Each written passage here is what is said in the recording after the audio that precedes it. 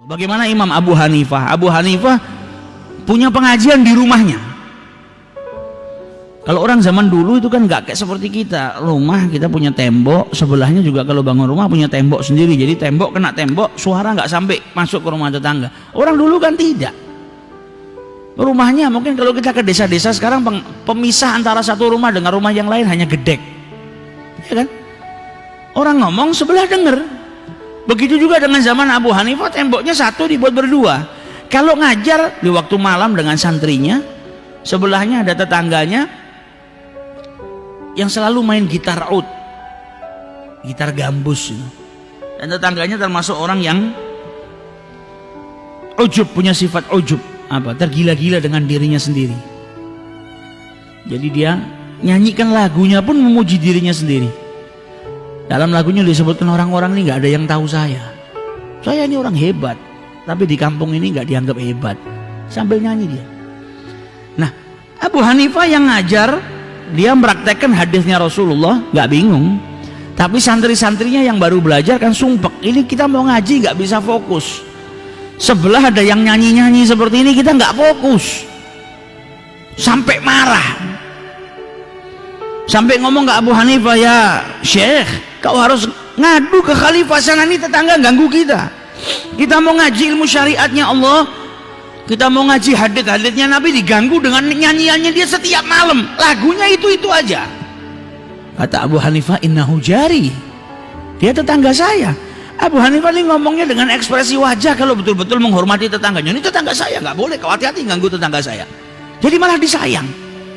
Murid-murid ini sampai takjub, ini orang ganggu tapi sama Abu Hanifah dilindungi luar biasa. Karena tetangga, jaga haknya tetangga, wasiatnya Nabi.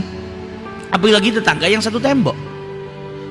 Sampai akhirnya suatu malam tetangga ini melawan pemerintahan, ditangkap sama polisi, masuk ke penjara.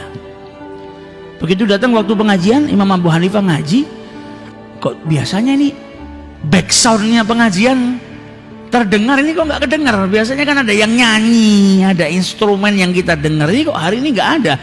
Ditanya santri-santrinya, ini mana tetangga kita yang biasanya melantunkan lagu-lagu yang indah, padahal sama sekali nggak indah, tapi karena cintanya dia sama tetangga.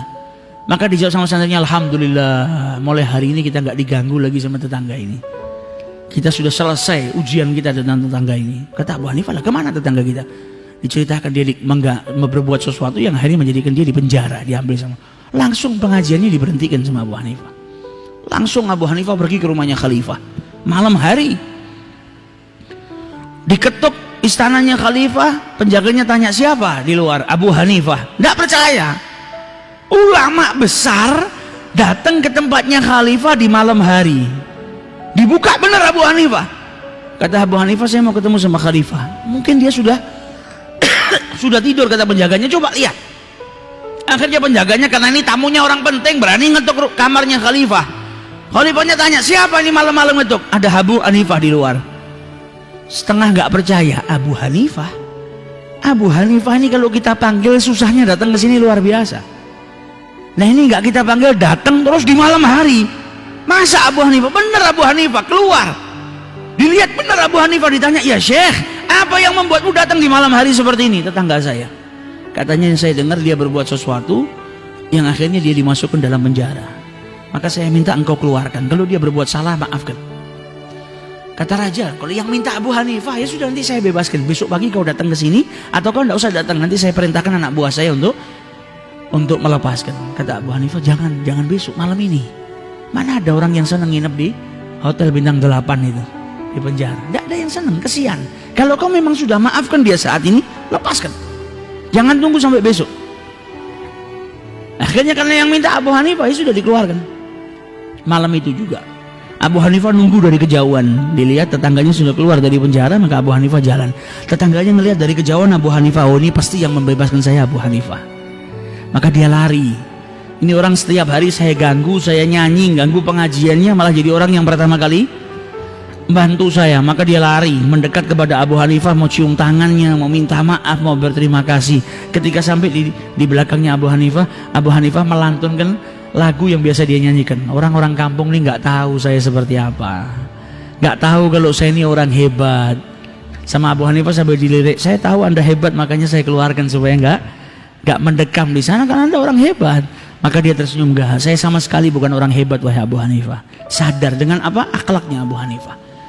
Nah ini dakwahnya orang zaman dahulu seperti itu. Jaganya wasiatnya Rasulullah luar biasa. Akhirnya buahnya apa? Buahnya menjadikan orang-orang di sekelilingnya sadar. Nah bisa jadi tetangga-tetangga kita yang kita hubungannya kurang baik, kalau kita punya masalah mereka yang nolong pertama. Makanya jangan sampai engkau menyia-nyiakan tetanggamu. Sehingga dikatakan oleh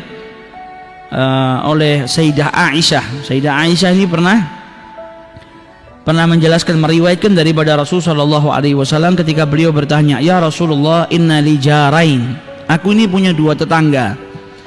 Fa ila ayyuhuma uhdi. Kepada kedua tetangga ini, kalau saya punya sesuatu, mana yang harus saya dahulukan untuk menerima hadiah dari saya? Saya ada kelebihan harta, saya mau berikan kepada tetangga saya. Di antara dua tetangga ini, mana yang saya dahulukan? Maka dijawab oleh Rasulullah, ila agrabihima minki baban. Yang pintunya paling dekat dengan pintu rumahmu. Karena apa? Yang pintunya paling dekat dengan pintu rumahmu ini yang tahu kau punya sesuatu, yang tahu kau punya kelebihan harta. Kalau yang agak jauh kan enggak. Jadi yang ini lebih dekat, ini pintunya lebih berhak untuk menerima terlebih dahulu. Sampai apa diajarkan sama Rasulullah? Rasulullah mengajarkan kepada para sahabatnya, kalau kau masak makanan, perbanyak kuahnya supaya kau bisa berikan kepada tetanggamu. Jangan masaknya sedikit, baunya sampai tetangga. Kadang kita ini duduk di rumah, pas lagi lapar, makanan enggak ada. Tiba-tiba baunya sopnya enaknya. Nanti lagi bau ikan gorengnya enak. Nah ini kalau orang yang tetangganya orang tidak punya kan kesian. Sudah lapar, anak-anaknya nangis, bau makanannya ke rumahnya semua. Makanya sampai diajarkan sama Rasulullah apa? Kalau kau masak makanan, perbanyak maraknya sehingga tetanggamu bisa dapat. Kalau kau punya harta, beli sesuatu dan kau bisa berbagi, berbagilah. Kalau enggak, ketika engkau membawa sesuatu yang kau beli masuk ke rumahmu, sembunyikan, jangan sampai tetanggamu ngelihat.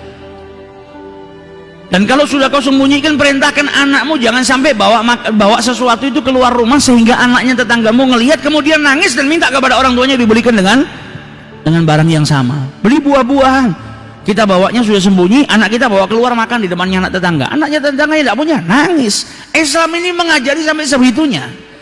Jaga hubunganmu dengan orang lain. Jangan sampai orang ini kesusahan, anaknya nangis minta dibelikan makanan yang sama sedangkan orang tuanya kesusahan. Kalau kau mau membiarkan anakmu keluar dengan seperti itu, maka engkau harus bersiap-siap. Apa siap-siap apa? Kalau ada yang ngelihat kau beri. Kalau kau tidak mau ngasih, jangan sampai dibawa keluar. Kesian anak tetangga kelaparan nangis minta hal yang sama. Nah ini yang diajarkan dalam ajaran mulia Islam yang dibawa oleh Rasul sallallahu alaihi wasallam.